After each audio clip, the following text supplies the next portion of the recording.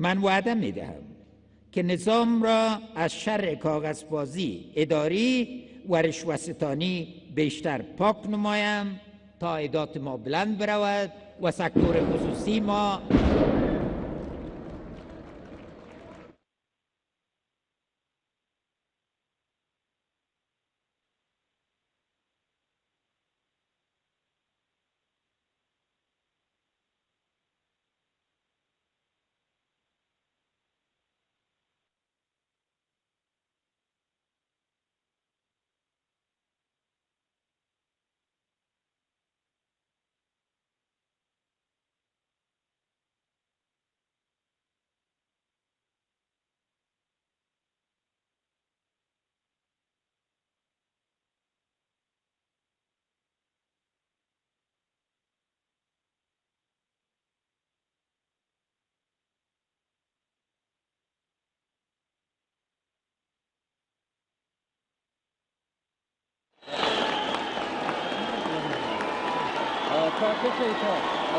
دا زری ندا کمیسته دا تتر د افغانستان و خلکو لپاره قربان ده دا سر قربانی تا حاضر ده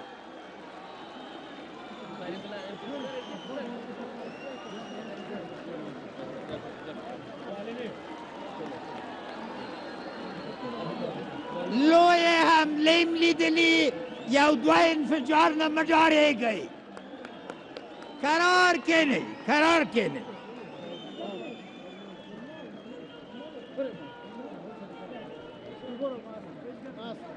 هستم پالی رئیس. بل باقی رو بخونم یا خلاص کنم؟ بله سر؟ باقی رو بخونم یا خلاص کنم؟ بخوانم رئیس. سیست